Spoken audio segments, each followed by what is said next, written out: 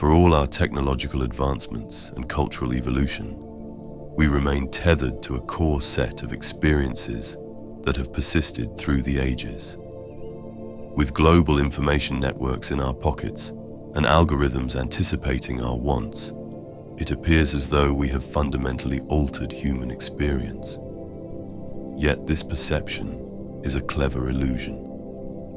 If we look past the novel interfaces, the technological skins of our era, we find that the underlying machinery of human existence remains stubbornly, perhaps even reassuringly, the same.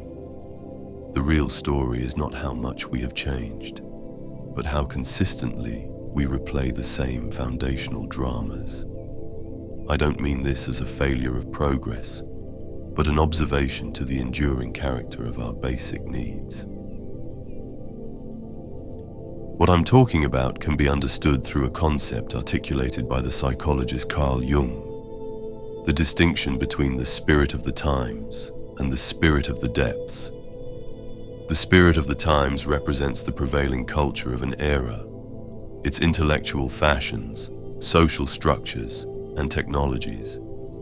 These are the ever-changing skins we put on. The spirit of the depths, in contrast, refers to the timeless, archetypal patterns of human nature that are indifferent to the fashions of any single period. The need for connection, the search for meaning, and the struggle with our own limitations are components of this deeper spirit. For example, the ancient hearth was a center for communication, where stories were shared to build communal bonds and make sense of the world. Today, a social media feed serves an identical function, in theory. While the medium has shifted from firelight to blue light, from spoken word to digital text and video, the underlying drive, the spirit of the depths underneath our screens, is unchanged. Much of what we label as progress is simply an upgrade in convenience, a refinement of the skin. The ease with which we can now order food, summon transportation, or access entertainment does not change the basic activities of eating, moving, or seeking diversion. It only removes friction. To me, this begs the question: are we mistaking convenience for genuine advancement?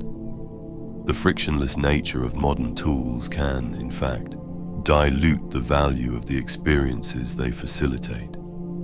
Accessing a fact instantly via a search engine may not be the same as gaining knowledge by reading through a chapter in a book.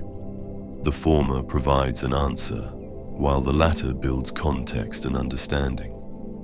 The convenience of the skin can inadvertently make our engagement with the world more superficial.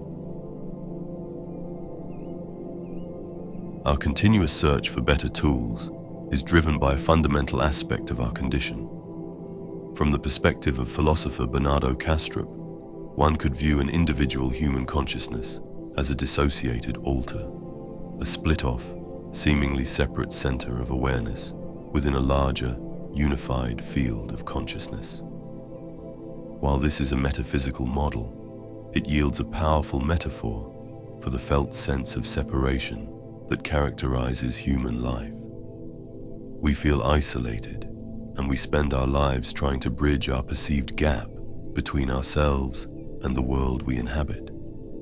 We want to connect with something larger than our immediate, contained awareness. Historically, this impulse fueled the creation of religious systems, grand philosophical inquiries, and creative art.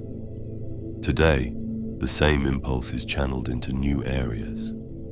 Streaming platforms provide escape into collective narratives.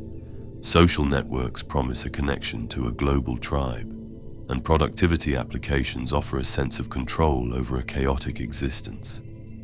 But these are not new inclinations. They are ancient desires, dressed in modern clothing. However, every tool, every new technological skin, brings with it a corresponding danger, an unconscious and often negative potential that accompanies our conscious intentions. The shadow of a tool, is its capacity for misuse when we engage with it unconsciously. For instance, the stated purpose of social media is supposedly to foster a greater connection. Its shadow, however, is its power to generate anxiety, envy, and a sense of performative isolation when used without clear intent. Which is more common in your behavior, using social apps to connect and build relationships, or using them to doom scroll? Similarly, the convenience of on-demand entertainment can be used to encounter new ideas and broaden our perspective. Its shadow is its function as a numbing agent, a way to avoid the discomfort of boredom or the difficulty of addressing our own life. When we are captivated only by the novelty of the skin, we are controlled by its shadow.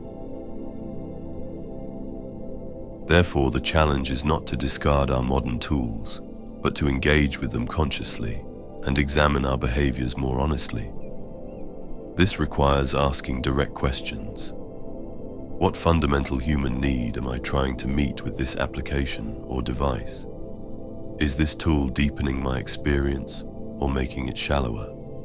Am I using this convenience to enhance my life or to hide from it?